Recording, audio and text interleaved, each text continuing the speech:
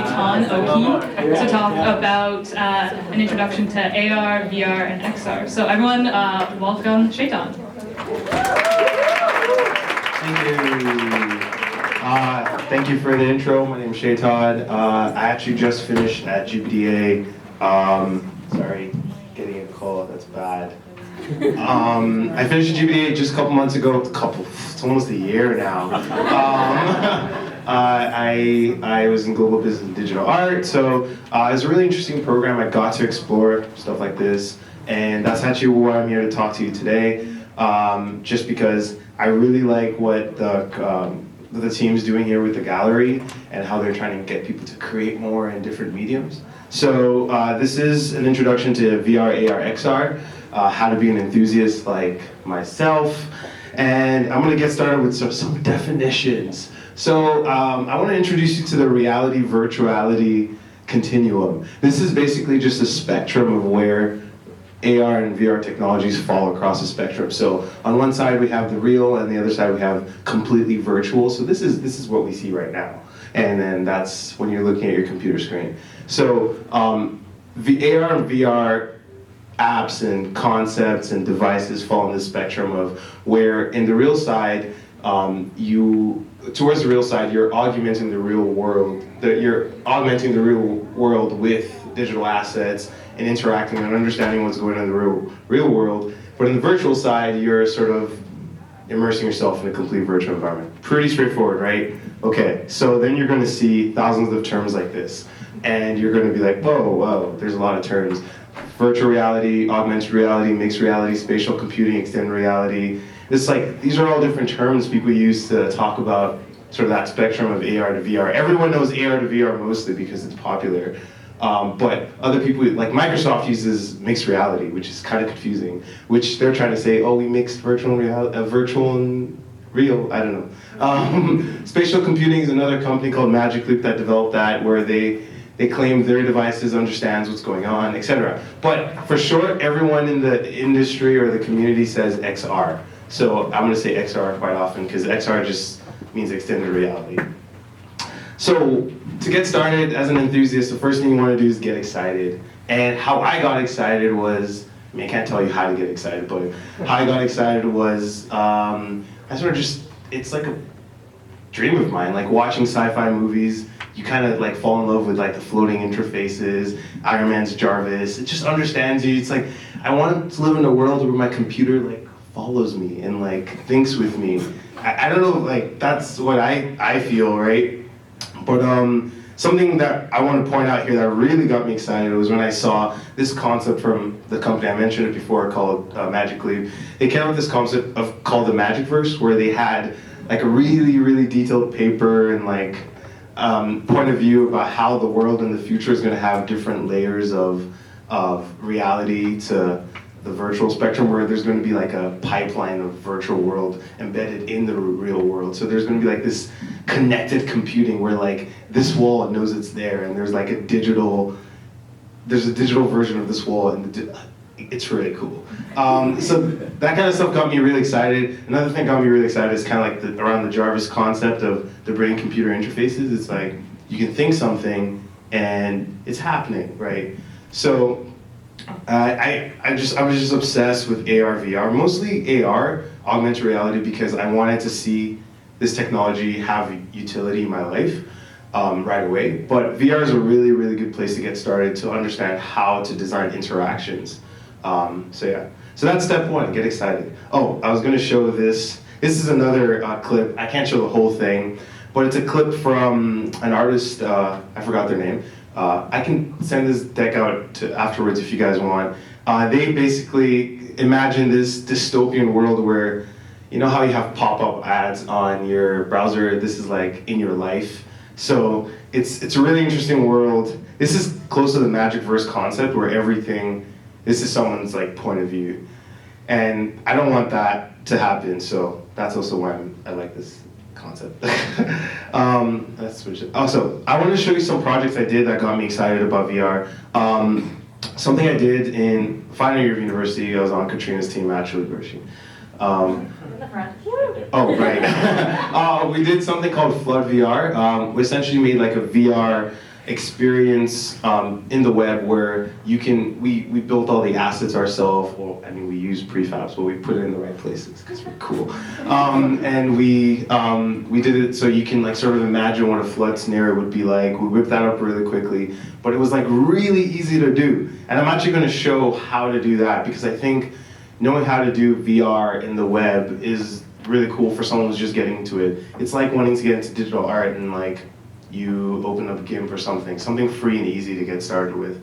So I'll show how to do web VR. Another thing I did, actually went to this, I gone a couple times to this hackathon in Boston at MIT called Reality Virtually. And it's where like you don't have to pay for all these expensive tech and you get to collaborate with really cool people. So we made an AR experience in this device called the Magic Leap, which is augmented reality glasses that it does spatial computing. So it understands and creates a mesh of what's going on. So like there's like these infrared cameras on the glasses that can understand what's going on. So we made an app that, like, wouldn't it be cool if your computer could recognize that's a ottoman footstool on in your view and tell you what it is. So we designed a language learning application where we didn't get to put the actual avatar in the experience, but Tanya was the avatar that would lead you around and tell you what words meant in German, because I'm like obsessed with German, and there's 2 Germans on our team. I don't know if you saw that. It's a really bad video, I'm very sorry. You couldn't do the screen cap because you have to be wearing it. That's the hardest thing about VR, you can't share it. Or AR. So it would, like, if you can see here, he would put it on and he would point to something and it would tell you what that thing was. So that was like, this is what he was looking at. Yeah, so that's that. That's a little more complex, I would say, so that's not, it's cool to go to these hacks, so go to these hacks. Another thing I did a couple years ago was something called Bob Ross AR. It taught kids anyone actually, how to trace and draw with an AR experience that you can sort of follow along and trace. Oh my God, sorry. Let me just skip right to the demo. But yeah, so it told you what to do, and yeah. So I'm gonna skip ahead. I don't know how much time we have. Step 2, tools and tech landscape. So, oh, not enough time. Just to be an enthusiast, you kind of got to know what's out there. And I've name dropped a bunch of things, but this is like a better look. Slide could use some work. VR, AR. So these are like the technologies you should kind of know about. Oculus, Vive. AR, you got the Magic Leap, you have your Apple phone or any smartphone. You have North, which is local to us. They make smart glasses that do really, really basic AR.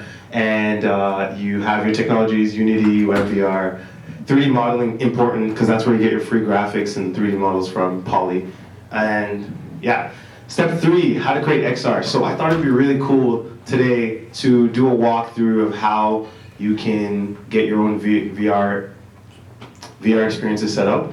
So, as I said, you want to have an idea, you want to keep exploring different things, like different experiences. Can this be an art experience? Is this a useful tool? Is this an application? So like, it's good to like keep your mind going without thinking about the technology too much right now, but I did want to show the really basic way of getting in. I don't know if we'll have enough time to go through everything, but I did make a slide with step-by-step guide to doing it. And what you will need is a Google Cardboard or a headset. This is basically any headset that you can take your phone and slot it into the carriage. So this will help you. So when I showed you the Flood VR, the first one, we did it that way, and it's the simplest way you can get going in VR. And you need your smartphone, of course. Glitch.com, easiest way to get code running. HTML knowledge, I'm sure after like a couple hours or 2 hours of looking at HTML, you get really familiar with it. So I think it's really accessible, your ideas. And patience, because computers suck and are amazing. So steps, I can walk through these steps in a bit, but you can look at the steps here. If you want to take a picture of the slide, why not? But yeah, and lastly, to be an enthusiast, you need to join a community. So don't just think of things on your own. Meet people and talk with people, follow people online. These 3 people are like my VR, AR, mixed reality, XR, like feeds on my Twitter. Ruben, that's his real name. He started Magic Leap, so he talks a lot about that stuff. Tom is actually, he's a local Toronto AR, VR person. He runs AW event in Toronto. UWVR, apparently that's a thing now. I Googled it. So if you're a student here, that's a really good way to get in. And yeah, so keep on creating and stuff. And how much time? Oh, great. I can do a walkthrough right now. All right. So, of course, you can look at the slide for this. So I really always encourage people to use this site called Glitch. Glitch is like it's really accessible. It's designed for people to easily get into code and tech. And Glitch is like a site where you can go set up your code and preview everything right away, and it's not loading. The internet's Oh, really? Man, a lot has changed since I graduated. Okay. I would just show you in Shred what we made. I mean, isn't this great? That's supposed to be a couch, but I didn't figure out how to get the lighting perfectly well. So, also the fridge, you can't really see the fridge. If you were wearing a headset, you wouldn't have to click and drag. You would just like experience this. But I was able to make this within a day. Of course, it took longer to fine tune it, but it's all drag and drop on Glitch. Oh my God. But oh, I can show you where to get assets from. This is probably going to be useful for anyone who's already designing. So there's this tool called Vectory. I think it's a really good tool if you want to do 3D modeling. There's a bunch of industry standards like Blender, etc. And I feel like those are a little hard to get into. It's like trying to get into Photoshop on your first time on a computer. Vectory is a really neat online tool for designing 3D models, and you can export as an OBJ file, which is an object file. And you can use it in your graphic design also. But once you have these objects, you can you download them, and they're real objects. So it means they have like 3D surface area. The computer understands that, and then you can drag them into something like here. Like I put the fridge in. Oh, yeah, like that. I got that for free from this site called Poly. Poly is another site, but these are all like community. Oh yeah, I'm obsessed. These are like people make these for fun. I think there's a 12-year-old just like cranking these out every day. Some of them are really cool, but they're all objects. It is now time for Wow. the disruption and innovation in rigid industries. And thank you. I hope you learn how to be an enthusiast.